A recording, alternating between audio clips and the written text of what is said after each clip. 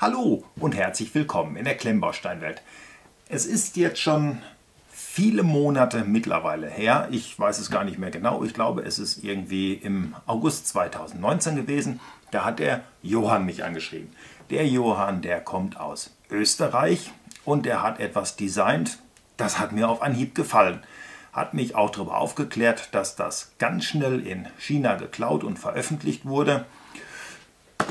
Das Ergebnis liegt jetzt hier in diesen Kisten und was das ist, das werdet ihr ab heute erfahren.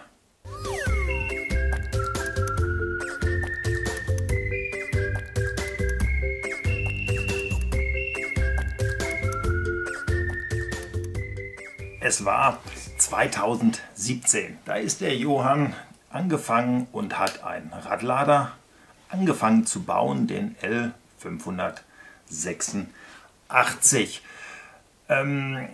Ich denke mal, als er angefangen ist zu bauen, wird er überhaupt nicht gewusst haben, wie groß das Ganze, was hier erstmal noch neben mir steht, werden könnte. Es sind dann guter Letzt 12.150 Teile geworden und er hat an der ganzen Geschichte gut und gerne 3 Jahre gebaut. Es ist dann 2020, am Anfang 2020 sagte er mir soweit gewesen, dass der Radlader das Licht der Welt erblickt hat in Gänze und ich denke mal so, wie er bis hierhin auch gewesen ist. Er hat ihn angesteuert mit Bovis, mit ich glaube 4 Stück sind es, wenn ich das jetzt noch richtig in Erinnerung habe. Wie gesagt, das ist alles schon ein bisschen her und der ganze Radlader kommt im Maßstab 1:10 daher. 1:10, das verspricht was Riesiges. Ja, ich war auch 1:10. Ich denke mal, irgendwie sowas wird dann später auf meinem Tisch stehen. Was mir am meisten imponiert und was ich auch am schönsten finde, das Ganze ist in Pneumatik. Das wird eine super Geschichte, weil Pneumatik, wissen wir alle, ist wesentlich schöner wie das Gebrumme über Zahnräder. Und dieses simulierte, also das ist nicht so unbedingt meine Welt.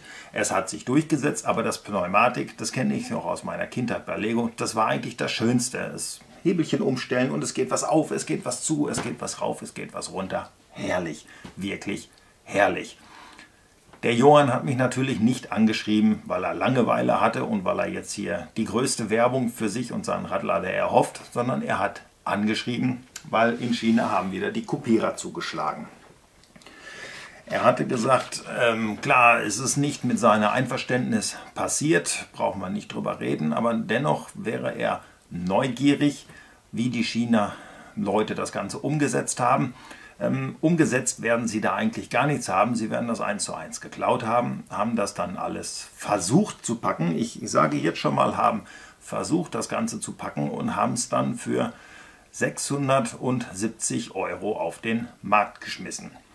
Marktwert in Lego liegen hier gute 2.000 bis 2.500 € mit den Bovis oder Bovis, ich hoffe, ich spreche das richtig aus. Ich habe mit denen bis jetzt eigentlich noch nicht großartig gearbeitet.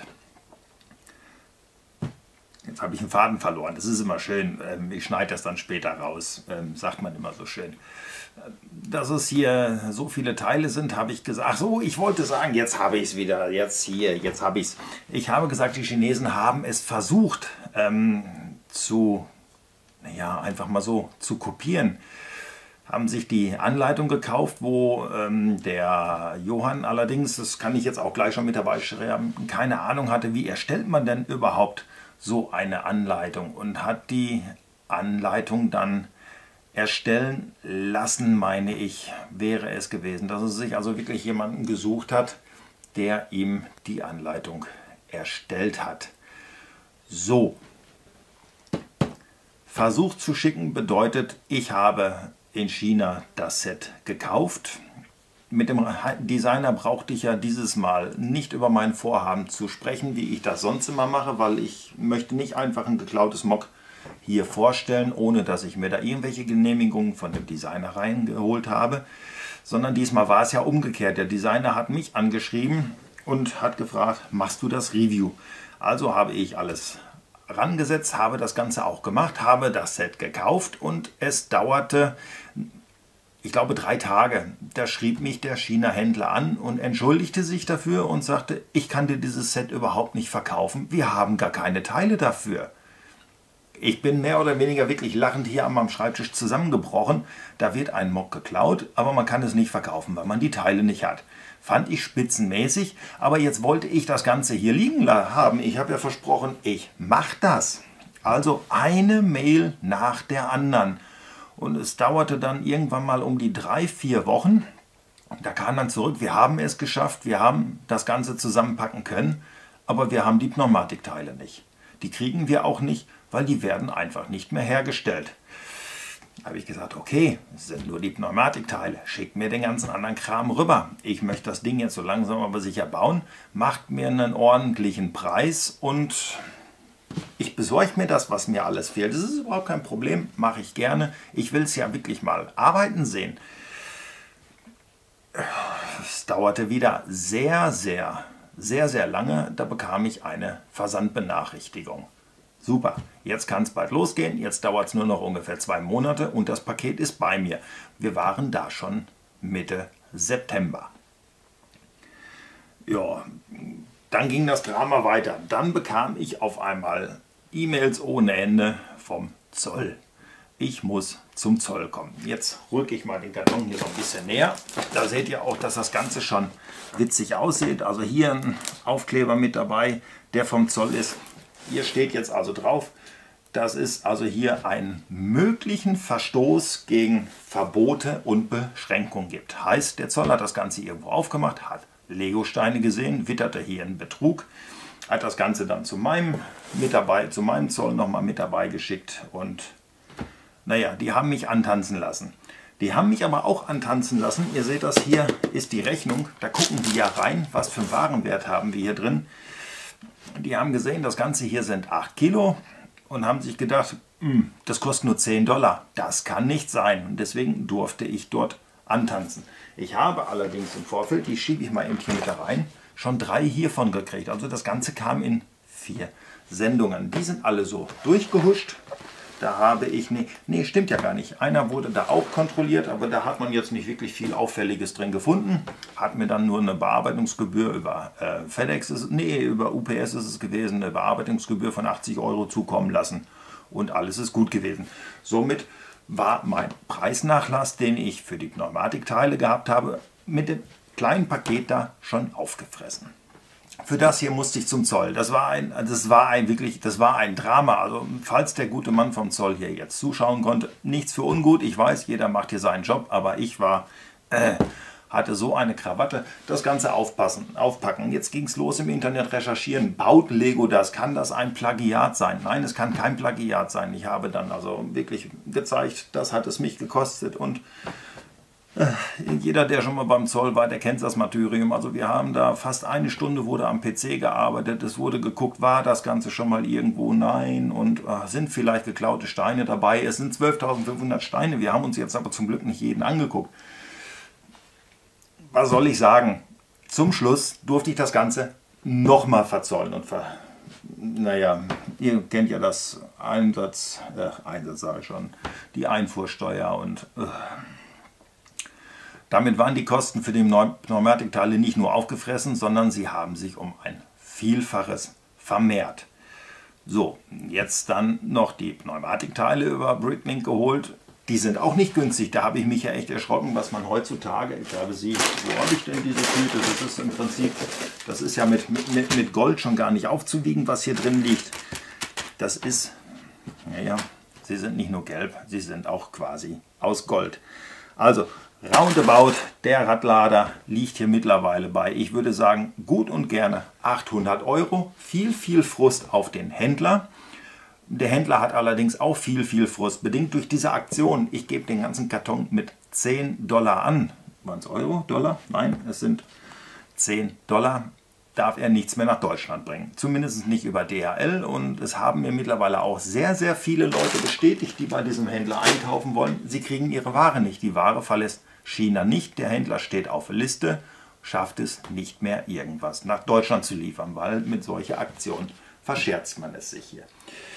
Was mich dabei betrifft, und das ist schon wieder gleich das nächste, was mich auch ein bisschen echt nervt. Ich hatte euch für dieses Jahr das Notre Dame angekündigt, das große Notre Dame. Das kommt auch über dem Händler, beziehungsweise der Händler versucht es gerade mir irgendwie zukommen zu lassen. Es ist relativ lustig. Ich sehe immer wieder, oh, ich habe es versendet. Ich kriege meine Versandnummer und sehe 2 Tage später liegt es wieder beim Händler. Also er scheint mittlerweile große Probleme zu haben, irgendetwas auszuführen. So, jetzt habe ich extrem viel gelabert, würde ich mal so sagen. Aber ich denke mal, wenn ich so einen Mock mache, euch interessieren ja immer sämtliche Umstände. Also will ich sie euch gerne auch erklären. Es ist ja nicht einfach so, oh, da ist was Schönes in China, ich bestelle mir das und 2 Tage später, wie ich es von Amazon gewohnt bin, liegt es bei mir auf dem Schreibtisch. Also hier ist teilweise sehr viel Frust, was man da in Kauf nehmen muss. Viel Rennerei, das gehört dann leider auch mit dazu. Aber schlussendlich, er steht hier. Er will gebaut werden. Machen wir uns nichts vor. Ich denke mal, ich kipp den ganzen Kram jetzt mal hier auf meinem Schreibtisch. Das wird nicht gerade wenig werden. Ich habe jetzt schon wieder, naja, Platzprobleme. Ich bin noch nicht angefangen, aber ich weiß, ich werde massivste Platzprobleme kriegen. Und ich bin sowas von gespannt, ob ich alle Teile habe oder ob ich da jetzt noch sehen muss, dass ich Ersatzteile kriege. Obwohl, liebe Leute, ich sage euch jetzt schon, wenn Teile fehlen, da wird Bricklink mein Partner werden. Das tue ich mir nicht an, bei einem Händler jetzt nochmal zu bestellen, der im Grunde genommen gar nicht mehr nach Deutschland verschicken kann, der jetzt als Notlösung alles in Züge stopft, die gute 3 Monate unterwegs sind.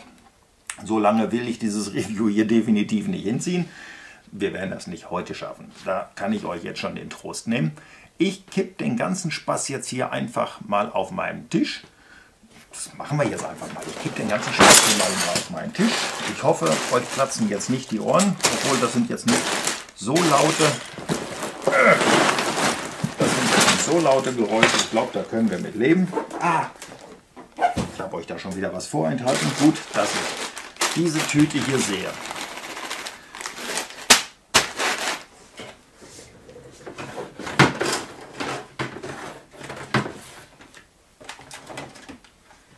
Was ich gemacht habe, und das ist der einzige Punkt, wo ich dieses Design ändern werde. Die blauen Pins, zack, können weg. Ich werde in schwarzen Pins bauen. Ich denke mal, so viele blaue Pins, nichts für ungut, Johann. Du hast da mit Sicherheit was sehr Schönes designt. Aber die blauen Pins schmeiße ich raus und tausche das gegen schwarze. Ich denke mal, das wird optisch dann definitiv der Bringer. Wir haben heute die Möglichkeiten und deswegen bin ich auch gleich hergegangen und habe das so bestellt.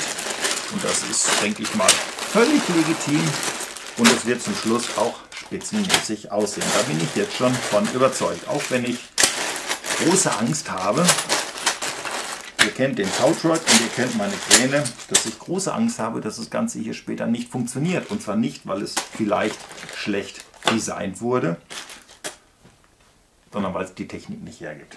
Hier drin, ich halte das mal gerade nur hier rein, hier drin sind die ganzen Motoren. Das sind auch meine teuren Pneumatikteile. Seht ihr das, wie viele das hier sind? Also das habe ich wirklich über mehrere Händler einkaufen müssen, damit das Ganze bei mir hier auftaucht. Die Radkappen musste ich übrigens auch über Bricklink kaufen, weil auch die gibt es nicht in China. Fällt mir jetzt gerade ein, schön, dass wir drüber reden. Bovis werden hier nicht gebraucht. Das ist das Einzige, wo der chinesische Markt hergegangen ist und hat die eigene Technik eingesetzt. Wird sicherlich spannend, ob das so funktioniert, wie man sich das vorstellt. Kann man eventuell eine Menge Geld mit sparen. So, dann gibt es dann hier noch so einen kleinen Kasten. Hier scheint eine Tüte geplatzt zu sein. Hier fliegen mir schon die Einzelteile auf den Tisch.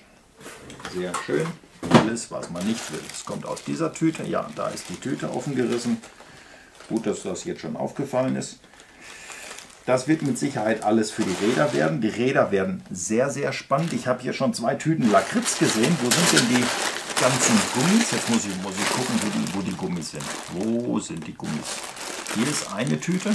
Es hat wirklich was von Lakritz, also wirklich absolut von Lakritz. Ich habe jetzt nicht einmal die Teilenummer. Das sind diese Gummikonnektoren. Die Nummer habe ich nicht im Kopf. Sieht aus wie eine große Tüte Lakritz. Ich denke mal, die 4 Räder werden eine Herausforderung vorm Herrn. Ich würde mal sagen, jetzt geht es dann wirklich los. Ich mache den Ton aus und ihr wisst ja, 10 Sekunden liegt alles auf den Schüsseln. Heute mit Sicherheit nicht.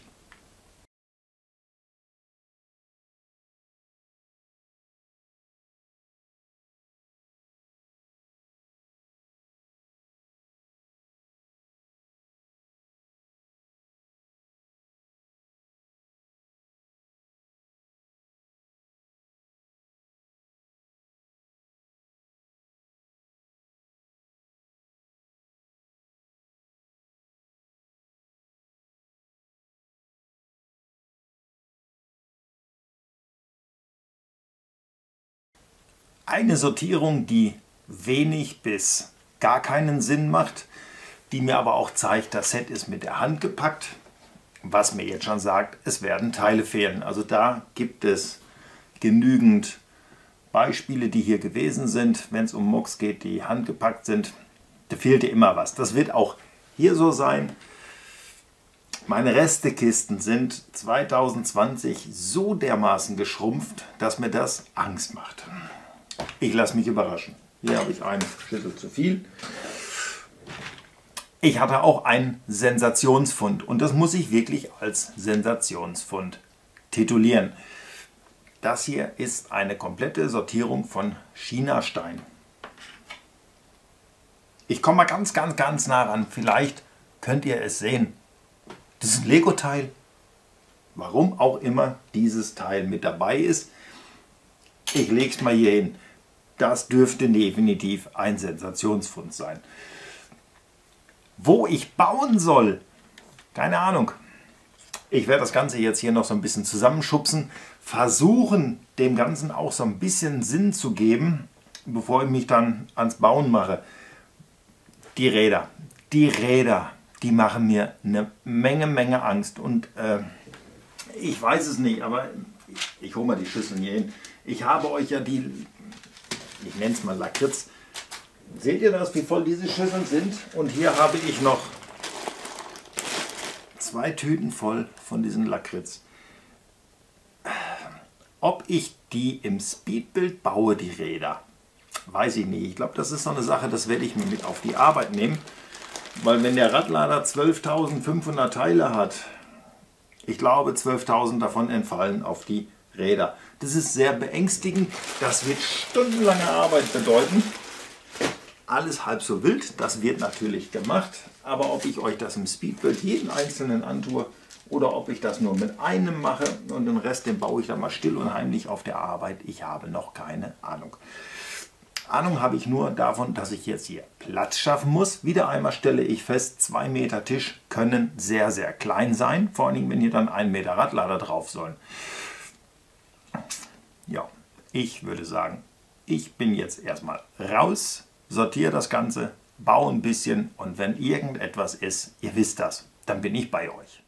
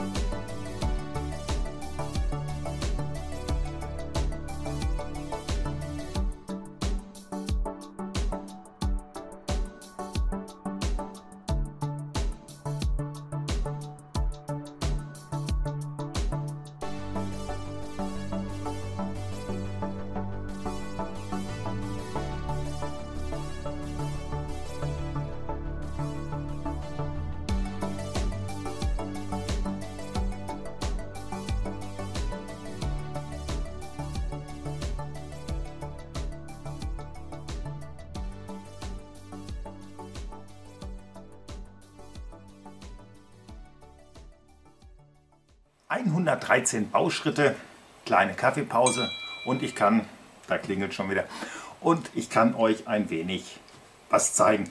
Ich nehme mal hier die Pins ein bisschen weg, dann seht ihr mal so ein bisschen, was hier passiert ist. Das hier ist definitiv eine Minifigur. Ich habe sie nicht geschrumpft. Das ist halt das Verhältnis.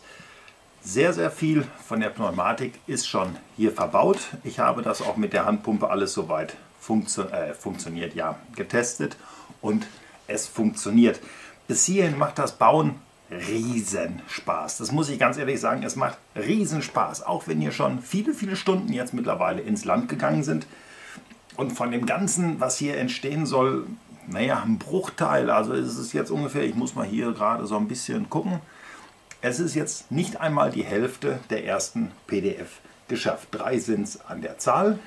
Jetzt fehlt mir hier wieder mein So. 3 sind es an der Zahl. Und bis hierhin 4 Motoren sind mit drin. Und Unsummen, muss man ja auch sagen, an Pneumatikteilen und auch schon gut, ich müsste es mal zusammenrechnen, aber es müsste auch mittlerweile der erste Meter an Schläuche verbaut sein. Ihr seht, dass ich hier so rote Stoppen dran gemacht habe. Das habe ich einfach nur, weil man bekommt in China 5 Kilometer schwarzen Luftschlauch. Man muss das aber so ein bisschen zweifarbig haben, weil es gibt ja einmal auch Schläuche, die der Entlüftung dienen, dass das Ganze dann zusammenfahren kann. Und das ist dann hier in Grau normalerweise gehalten. Und damit ich das dann später ausfindig machen kann, habe ich dann mir die roten Stopfen da drauf gemacht. So kann ich dann später auseinanderhalten, was wäre eigentlich grau und was muss schwarz sein. Fehlteile bis hierhin 0. Wirklich 0. Aber das kennt man ja, das Problem. Das kommt dann erst in den letzten Bauschritten. Da zeigt sich dann auf einmal, wie viel fehlt. Bis hierhin ist es 0. Die Qualität der Steine super. Kann man überhaupt nicht drüber meckern. Das funktioniert spitzenmäßig bis hierhin. Mit den Pins, die ich mir geholt habe, auch. Die Motoren funktionieren soweit alle. Aber das ganze Design ist für die Buvis ausgelegt.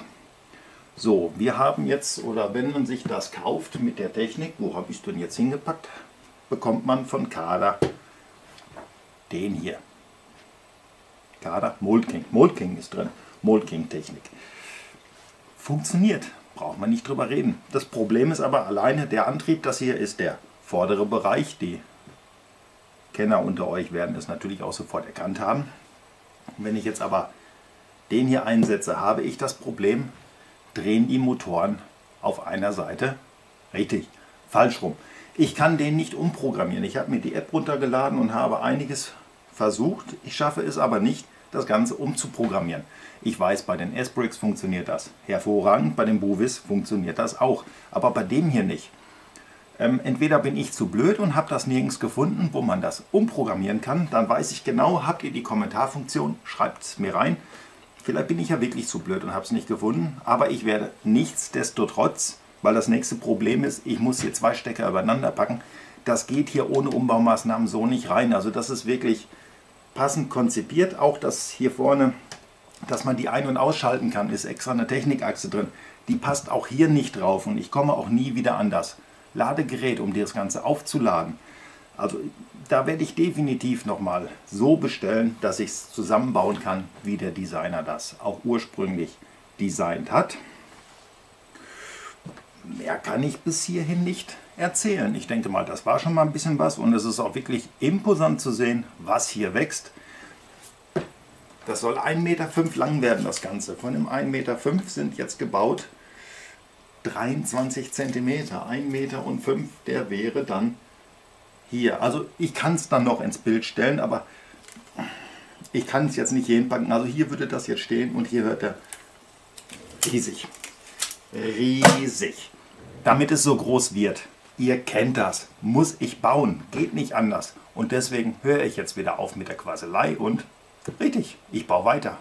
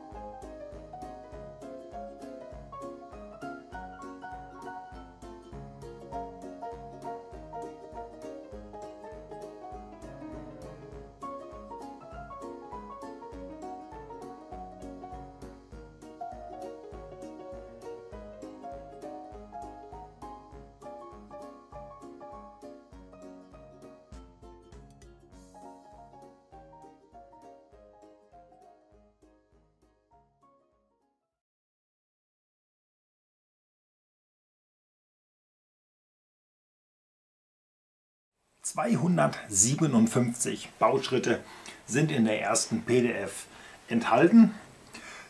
297, nicht 257. Und 297 davon habe ich gemacht. Was hier mittlerweile steht, das ist riesig. Einfach nur riesig. Ich denke mal, das hier dürfte die Hinterachse sein. Da sind wir uns, glaube ich, alle einig. Jetzt weiß ich nur nicht, achso, das kann ich euch schon mal zeigen. Hier ist das Ganze gefedert. Da sind keine Federn drin, das sind zwei ganz normale Drehkränze. Ich kann mal einen nehmen. Es ist ja nicht, als wenn wir hier nichts hätten. Die sitzen also jetzt so hier drin.